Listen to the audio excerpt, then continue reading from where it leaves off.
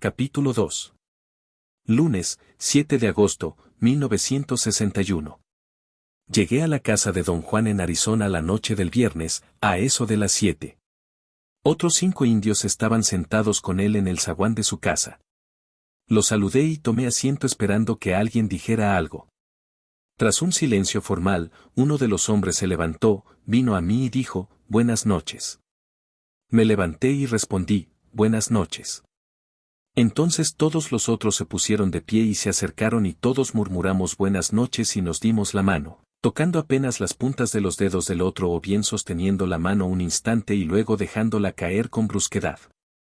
Todos nos sentamos de nuevo. Parecían algo tímidos, sin saber qué decir, aunque todos hablaban español. Como a las 7:30, todos se levantaron de repente y fueron hacia la parte trasera de la casa. Nadie había pronunciado palabra en largo rato. Don Juan me hizo seña de seguirlos y todos subimos en una camioneta de carga estacionada allí. Yo iba en la parte trasera, con don Juan y 2 hombres más jóvenes. No había cojines ni bancas y el piso de metal resultó dolorosamente duro, sobre todo cuando dejamos la carretera y nos metimos por un camino de tierra. Don Juan susurró que íbamos a la casa de un amigo suyo, quien tenía 7 mezcalitos para mí. «¿Usted no tiene, don Juan?», le pregunté. «Sí, pero no te los puedo ofrecer. Verás, otra gente tiene que hacerlo». «¿Puede usted decirme por qué?». «A lo mejor él no te ve con agrado y no le caes bien, y entonces nunca podrás conocerlo con afecto, como debe ser, y nuestra amistad quedará rota». «¿Por qué no iba yo a caerle bien? Nunca le he hecho nada». «No tienes que hacer nada para caer bien o mal. O te acepta o te tira de lado». «Pero si no me acepta, ¿hay algo que pueda yo hacer para caerle bien?». Los otros 2 hombres parecieron haber oído mi pregunta y rieron. «No. No se me ocurre nada que pueda uno hacer», dijo don Juan. Volvió la cara a un lado y ya no pude hablarle. Debimos haber viajado al menos 1 hora antes de detenernos frente a una casa pequeña. Estaba bastante oscuro, y una vez que el conductor hubo apagado los faros, yo apenas discernía el contorno vago del edificio. Una mujer joven, mexicana a juzgar por la inflexión de su voz, le gritaba a un perro para hacerlo cesar sus ladridos. Bajamos de la camioneta y entramos en la casa. Los hombres murmuraban buenas noches al pasar junto a la mujer. Ella respondía y continuaba gritándole al perro.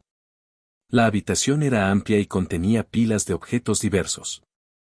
La luz opaca de un foco eléctrico muy pequeño hacia la escena bastante lóbrega. Reclinadas contra la pared había varias sillas con patas rotas y asientos hundidos. 3 de los hombres se instalaron en un sofá, el mueble más grande del aposento. Era muy viejo y se había vencido hasta el piso, a la luz indistinta, parecía rojo y sucio. Los demás ocupamos sillas. Estuvimos largo rato sentados en silencio.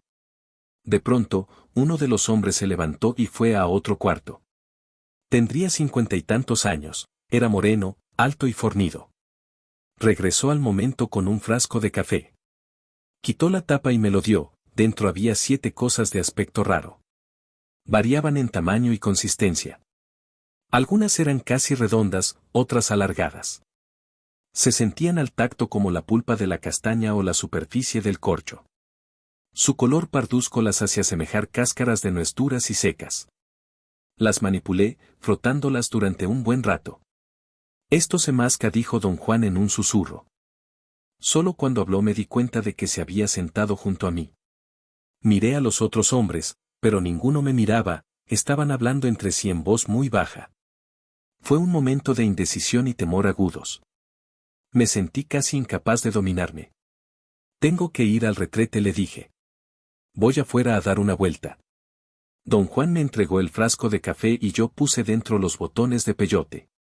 Iba a salir de la habitación cuando el hombre que me había dado el frasco se levantó, se me acercó y dijo que tenía un excusado en el otro cuarto.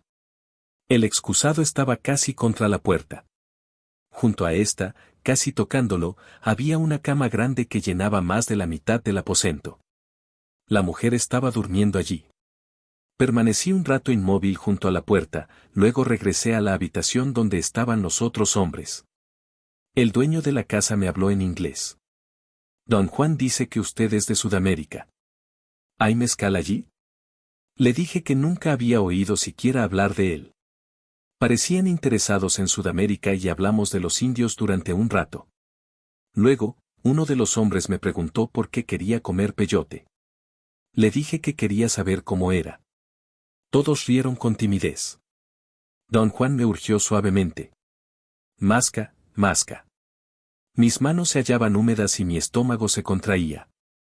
El frasco con los botones de peyote estaba en el piso junto a la silla. Me agaché, tomé al azar un botón y lo puse en mi boca. Tenía un sabor rancio. Lo partí en dos con los dientes y empecé a mascar uno de los trozos.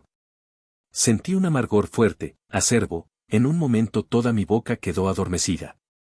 El amargor crecía conforme yo mascaba, provocando un increíble fluir de saliva. Sentía las encías y el interior de la boca como si hubiera comido carne o pescados salados y secos, que parecen forzar a masticar más. Tras un rato masqué el otro pedazo, mi boca estaba tan entumecida que ya no pude sentir el amargor. El botón de peyote era un haz de hebras, como la parte fibrosa de una naranja o como caña de azúcar, y yo no sabía si tragarlo o escupirlo. En ese momento, el dueño de la casa se puso en pie e invitó a todos a salir al zaguán. Salimos y nos sentamos en la oscuridad. Afuera se estaba bastante cómodo, y el anfitrión sacó una botella de tequila. Los hombres se hallaban sentados en fila con la espalda contra la pared. Yo ocupaba el extremo derecho de la línea. Don Juan, instalado junto a mí, puso entre mis piernas el frasco con los botones de peyote. Luego me pasó la botella, que circulaba a lo largo de la línea, y me dijo que tomara algo de tequila para quitarme el sabor amargo. Escupí las hebras del primer botón y tomé un sorbo. Me dijo que no lo tragara, que solo me enjuagara la boca para detener la saliva. No sirvió de gran cosa para la saliva, pero sí ayudó a disipar un poco el sabor amargo.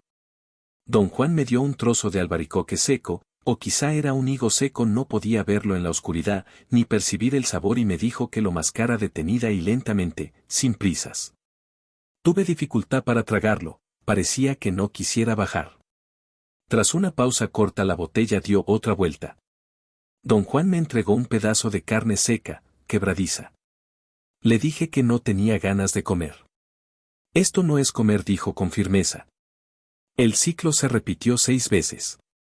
Recuerdo que había mascado 6 botones de peyote cuando la conversación se puso muy animada, aunque yo no lograba distinguir qué idioma se estaba hablando. El tema de la conversación, en la que todo mundo participaba, era muy interesante, y procuré escuchar con cuidado para poder intervenir.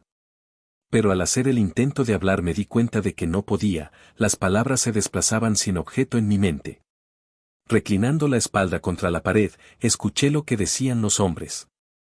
Hablaban en italiano y repetían continuamente una frase sobre la estupidez de los tiburones. El tema me pareció lógico y coherente. Yo había dicho antes a don Juan que los primeros españoles llamaron al río Colorado, en Arizona, el río de los tizones, y alguien escribió o leyó mal tizones y el río se llamó de los tiburones. Me hallaba seguro de que discutían esa anécdota, pero nunca se me ocurrió pensar que ninguno de ellos sabía italiano. Tenía un deseo muy fuerte de vomitar, pero no recuerdo el acto en sí. Pregunté si alguien me traería un vaso de agua. Experimenté una sed insoportable. Don Juan trajo una cacerola grande. La puso en el suelo junto a la pared. También trajo una taza o lata pequeña. La llenó en la cacerola y me la dio, y dijo que yo no podía beber, solo debía refrescarme la boca. El agua parecía extrañamente brillante, reluciente, como barniz espeso. Quise preguntarle de ello a don Juan y laboriosamente traté de formular mis pensamientos en inglés, pero entonces tomé conciencia de que él no sabía inglés. Experimenté un momento muy confuso y advertí el hecho de que, aun habiendo en mi mente un pensamiento muy claro, no podía hablar. Quería comentar la extraña apariencia del agua, pero lo que sobrevino no fue habla, fue sentir que mis pensamientos no dichos salían de mi boca en una especie de forma líquida. Era la sensación de vomitar sin esfuerzo, sin contracciones del diafragma. Era un fluir agradable de palabras líquidas. Bebí. Y la impresión de que estaba vomitando desapareció. Para entonces todos los ruidos se habían desvanecido y hallé que me costaba trabajo enfocar las cosas. Busqué a don Juan y al volver la cabeza noté que mi campo de visión se había reducido a una zona circular frente a mis ojos. Esta sensación no me atemorizaba ni me inquietaba, al contrario, era una novedad, me era posible barrer literalmente el terreno enfocando un sitio y luego moviendo despacio la cabeza en cualquier dirección. Al salir al zaguán había advertido que todo estaba oscuro, excepto el brillo distante de las luces de la ciudad. Pero dentro del área circular de mi visión todo era claro. Olvidé mi interés en don Juan y los otros hombres, y me entregué por entero a explorar el terreno con un enfoque absolutamente preciso. Vi la juntura de la pared y el piso del zaguán. Lentamente volví la cabeza a la derecha, siguiendo el muro, y vi a don Juan sentado contra él. Moví la cabeza a la izquierda para enfocar el agua. Hallé el fondo de la cacerola, alcé ligeramente la cabeza y vi acercarse un perro negro de tamaño mediano. Lo vi venir hacia el agua. El perro empezó a beber. Alcé la mano para apartarlo de mi agua, enfoqué en él mi visión concentrada para llevar a cabo el movimiento de empujarlo, y de pronto lo vi transparentarse. El agua era un líquido reluciente, viscoso. La vi bajar por la garganta del perro al interior de su cuerpo. La vi correr pareja a todo lo largo del animal y luego brotar por cada uno de los pelos. Vi el fluido iridiscente viajar a lo largo de cada pelo individual y proyectarse más allá de la pelambre para formar una melena larga, blanca, sedosa. En ese momento tuve la sensación de unas convulsiones intensas, y en cosa de instantes un túnel se formó a mi alrededor, muy bajo y estrecho, duro y extrañamente frío.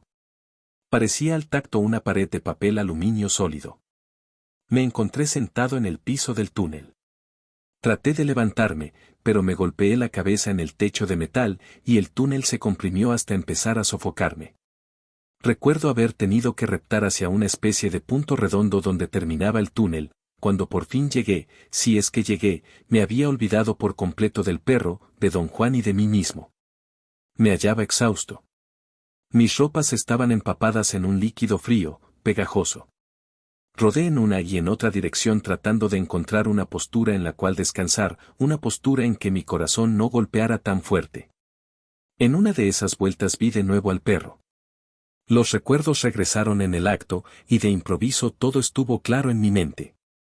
Me volví en busca de don Juan, pero no pude distinguir nada ni a nadie. Todo cuanto podía ver era al perro, que se volvía iridiscente, una luz intensa irradiaba de su cuerpo. Vi otra vez el flujo del agua atravesarlo, encenderlo como una hoguera.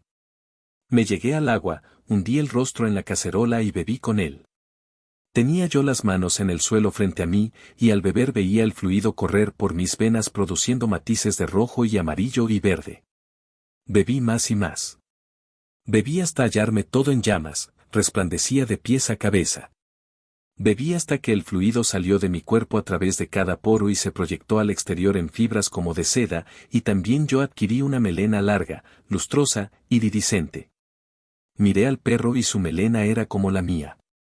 Una felicidad suprema llenó mi cuerpo, y corrimos juntos hacia una especie de tibieza amarilla procedente de algún lugar indefinido.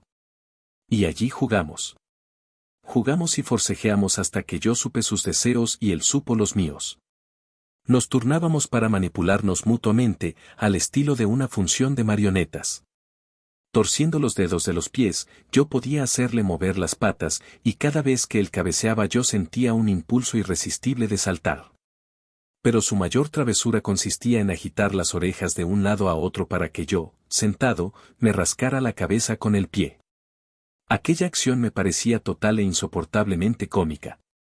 Qué toque de ironía y de gracia, qué maestría, pensaba yo. Me poseía una euforia indescriptible. Reí hasta que casi me fue imposible respirar.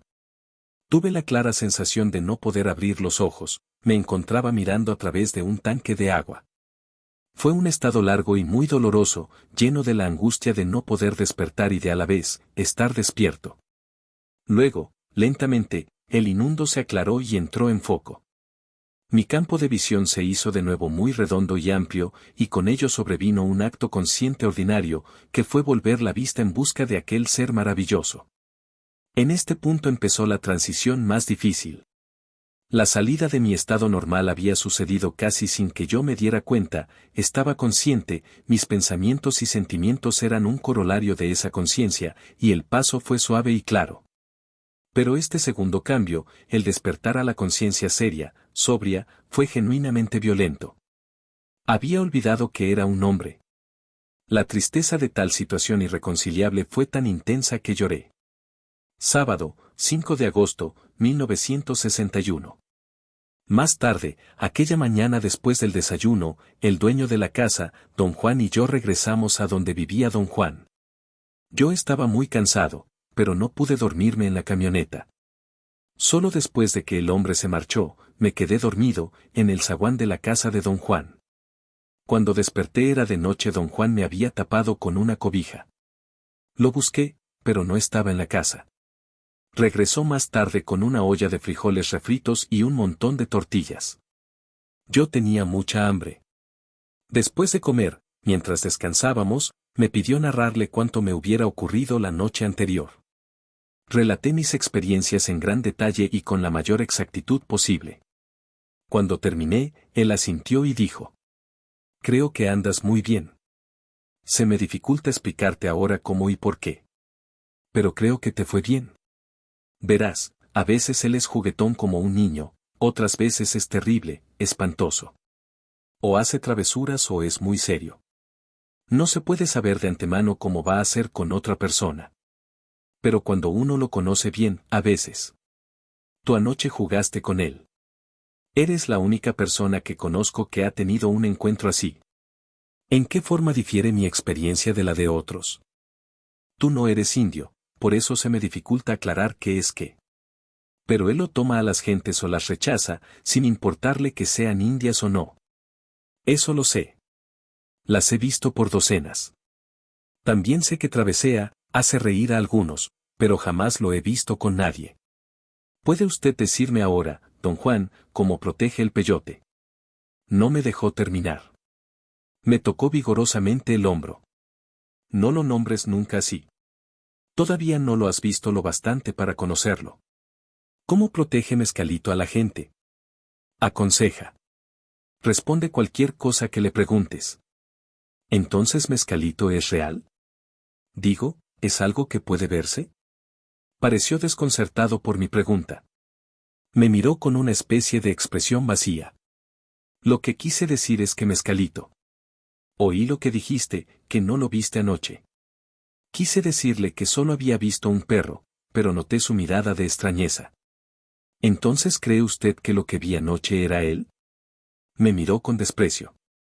Chasqueó la lengua, sacudió la cabeza como si no pudiera creerlo, y en tono muy belicoso añadió: ¿A poco crees que era tú, mamá? Hizo una pausa antes de mamá porque lo que iba a decir era tu chingada madre.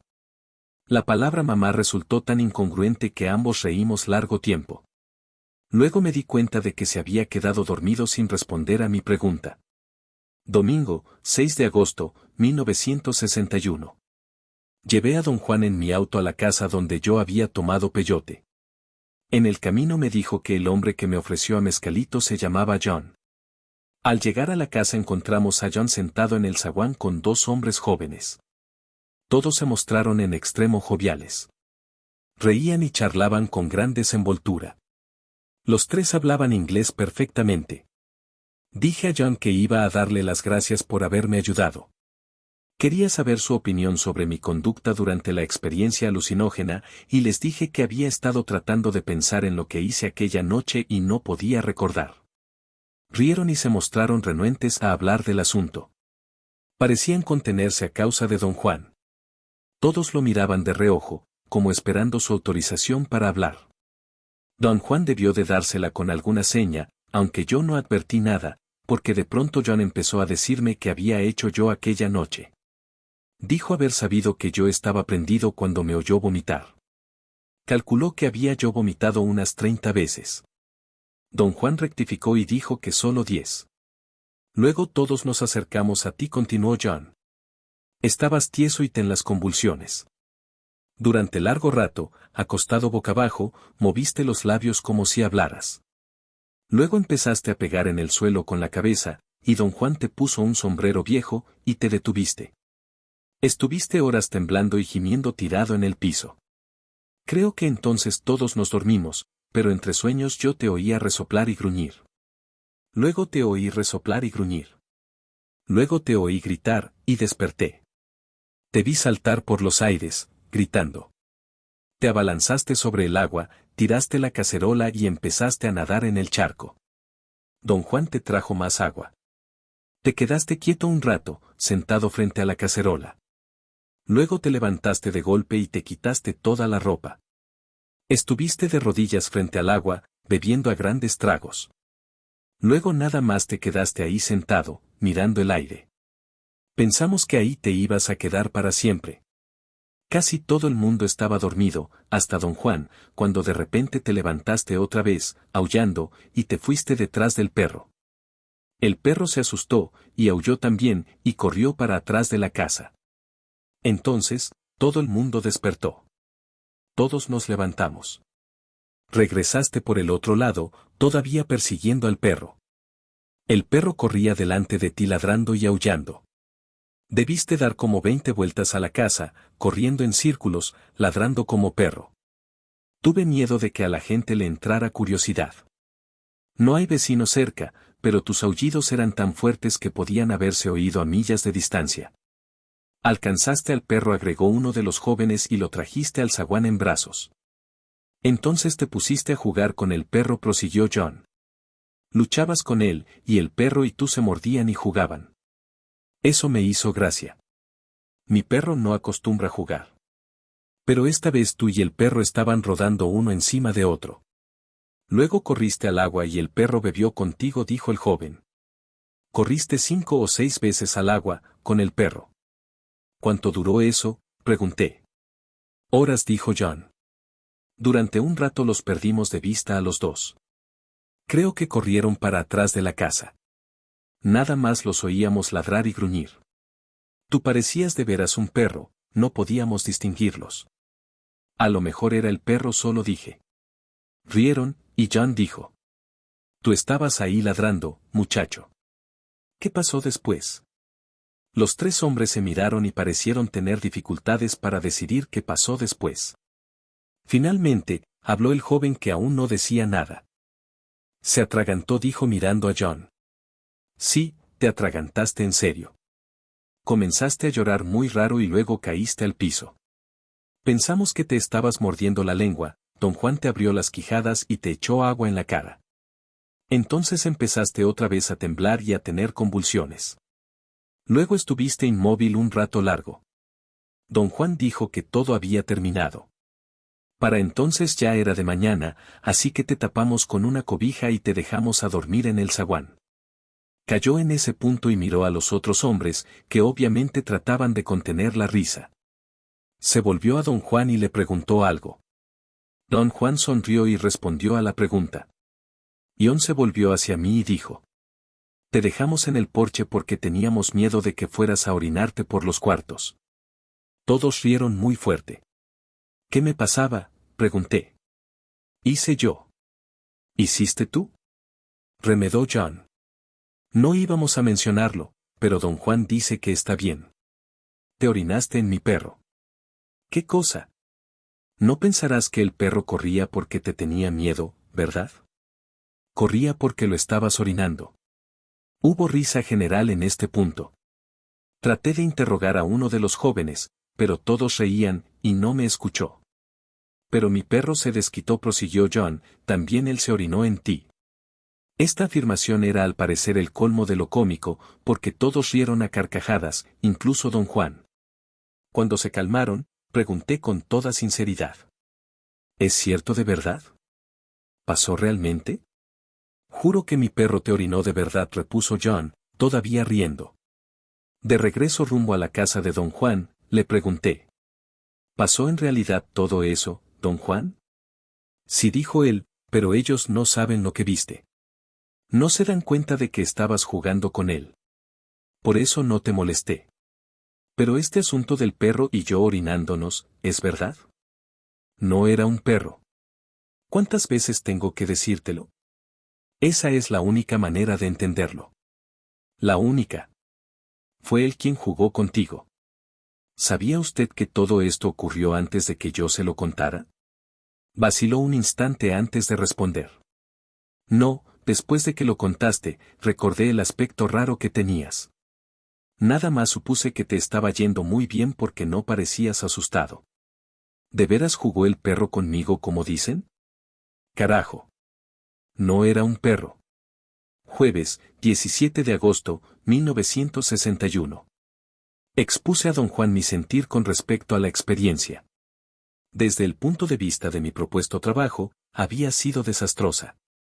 Dije que no me apetecía otro encuentro similar con Mezcalito. Acepté que cuanto me ocurrió había sido más que interesante, pero añadí que nada de ello podía realmente impulsarme a buscarlo de nuevo. Creía seriamente no estar hecho para ese tipo de empresas. El peyote me había producido, como reacción posterior, una extraña clase de incomodidad física. Era un miedo o una desdicha indefinidos, una cierta melancolía, que yo no podía definir con exactitud. Y tal estado no me parecía noble en modo alguno. Don Juan rió y dijo: «Estás empezando a aprender. Este tipo de aprendizaje no es para mí. No estoy hecho para él, don Juan. Tú eres muy exagerado». Esta no es ninguna exageración. Lo es. El único problema es que solamente exageras los malos aspectos. En lo que a mí toca, no hay buenos aspectos.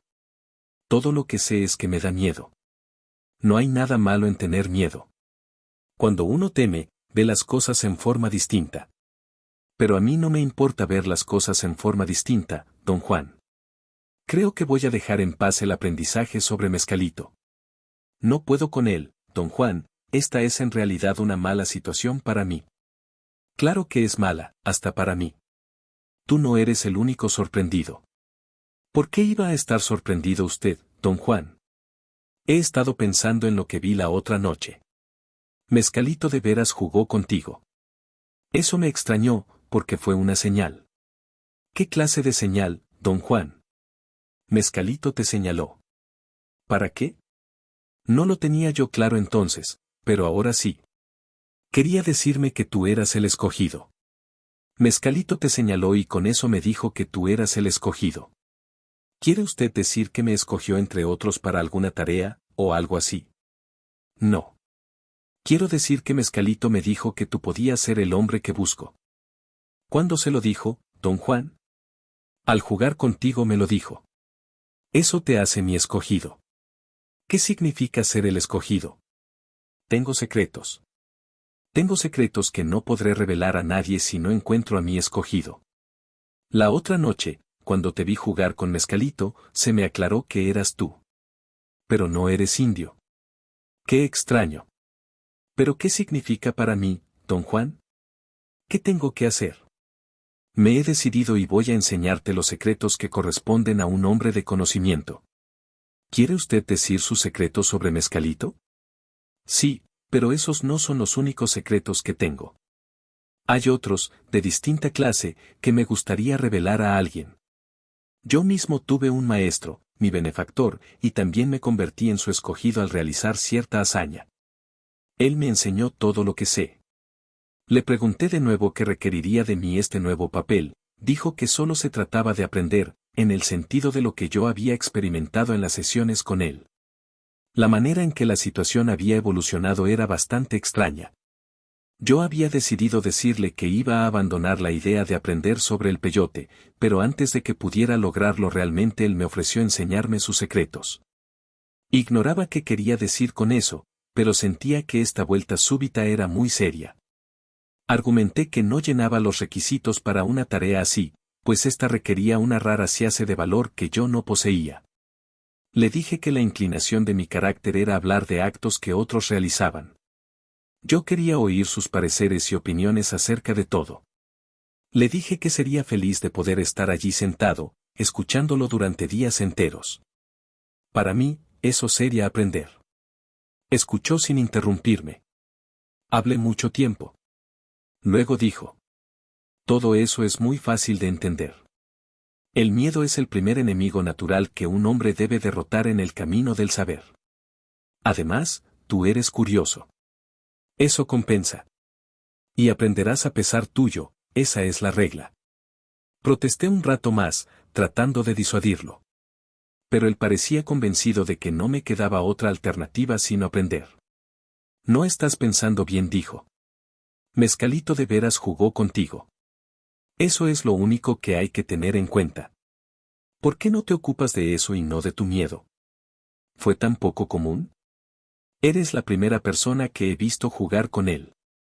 No estás acostumbrado a esta clase de vida, por eso las señales se te escapan. Así y todo eres una persona seria, pero tu seriedad está ligada a lo que tú haces, no a lo que pasa fuera de ti. Te ocupas demasiado de ti mismo. Ese es el problema. Y eso produce una tremenda fatiga. Pero ¿qué otra cosa puede uno hacer, don Juan? Busca y ve las maravillas que te rodean. Te cansarás de mirarte a ti mismo, y el cansancio te hará sordo y ciego a todo lo demás. Dice usted bien, don Juan, pero ¿cómo puedo cambiar? Piensa en la maravilla de que Mescalito jugara contigo. No pienses en otra cosa, lo demás te llegará por su propia cuenta. Domingo, 20 de agosto, 1961. La noche pasada, don Juan procedió a introducirme en el terreno de su saber. Estábamos sentados frente a su casa, en la oscuridad. De improviso, tras un largo silencio, empezó a hablar. Dijo que iba a aconsejarme con las mismas palabras usadas por su propio benefactor el día en que lo tomó como aprendiz. Al parecer, don Juan había memorizado las palabras, pues las repitió varias veces para asegurarse de que no se me fuera ninguna. Un hombre va al saber como a la guerra, bien despierto, con miedo, con respeto y con absoluta confianza. Ir en cualquier otra forma al saber o a la guerra es un error, y quien lo cometa vivirá para lamentar sus pasos. Le pregunté por qué era así, y dijo que, cuando un hombre ha cumplido estos 4 requisitos, no hay errores por los que deba rendir cuentas, en tales condiciones sus actos pierden la torpeza de las acciones de un tonto. Si tal hombre fracasa, o sufre una derrota, solo habrá perdido una batalla, y eso no provocará deploraciones lastimosas. Declaró luego su intención de enseñarme lo que es un aliado en la misma forma exacta como su benefactor se lo había enseñado a él. Recalcó con fuerza las palabras misma forma exacta, repitiendo la frase varias veces. Un aliado, dijo, es un poder que un hombre puede traer a su vida para que lo ayude, lo aconseje y le dé la fuerza necesaria para ejecutar acciones, grandes o pequeñas, justas o injustas. Este aliado es necesario para engrandecer la vida de un hombre, guiar sus actos y fomentar su conocimiento. De hecho, un aliado es la ayuda indispensable para saber. Don Juan decía esto con gran convicción y fuerza. Parecía elegir cuidadosamente sus palabras. Repitió 4 veces la siguiente frase. Un aliado te hará ver y entender cosas sobre las que ningún ser humano podría jamás iluminarte. ¿Es un aliado algo parecido a un espíritu guardián? No es ni espíritu ni guardián. Es una ayuda. ¿Es Mescalito el aliado de usted? No. Mescalito es otra clase de poder. Un poder único. Un protector, un maestro. ¿En qué se diferencia Mescalito de un aliado? A Mescalito no se le puede domar y usar como se doma y se usa a un aliado. Mescalito está fuera de uno mismo. Escoge mostrarse en muchas formas a quien quiera que tenga enfrente, sin importarle que sea un brujo o un peón. Don Juan hablaba con hondo fervor de que Mescalito era el maestro de la buena manera de vivir. Le pregunté cómo enseñaba Mescalito a vivir como se debe, y don Juan repuso que Mescalito muestra cómo vivir. ¿Cómo lo muestra?, pregunté. Tiene muchos modos de hacerlo. A veces lo enseña en su mano, o en las piedras, o los árboles, o nomás enfrente de uno.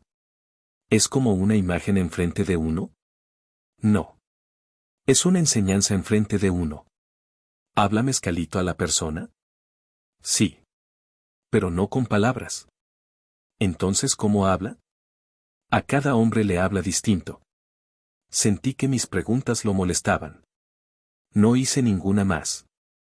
Él siguió explicando que no había pasos exactos para conocer a Mescalito, por tanto, nadie podía instruir sobre él a excepción de Mescalito mismo. Esta característica lo hacía un poder único, no era el mismo para todos los hombres. En cambio, dijo don Juan, la adquisición de un aliado requería la enseñanza más precisa y el seguir, sin desviación, una serie de etapas o pasos.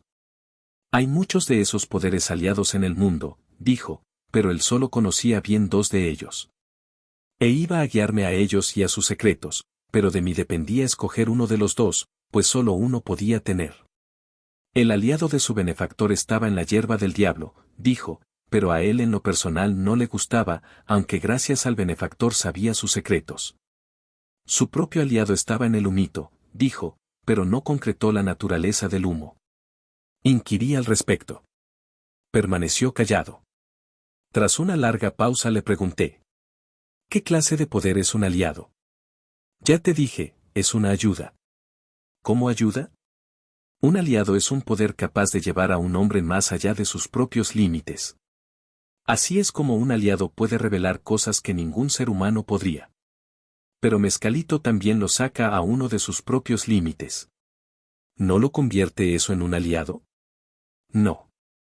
Mezcalito te saca de ti mismo para enseñarte. Un aliado te saca para darte poder. Le pedí explicarme el punto con más detalle, o describir la diferencia entre ambos efectos. Me miró largo rato y rió. Dijo que aprender por medio de la conversación era no solo un desperdicio sino una estupidez, porque el aprender era la tarea más difícil que un hombre podía echarse encima. Me pidió recordar la vez que traté de hallar mi sitio, y cómo quería yo encontrarlo sin trabajo porque esperaba que él me diese toda la información. Si lo hubiera hecho, dijo, yo jamás habría aprendido. Pero el saber cuán difícil era hallar mi sitio, y sobre todo el saber que existía, me darían un peculiar sentido de confianza. Dijo que mientras yo permaneciese enclavado en mi sitio bueno nada podría causarme daño corporal, porque yo tenía la seguridad de que en ese sitio específico me hallaba lo mejor posible. Tenía el poder de rechazar cuanto pudiera serme dañino.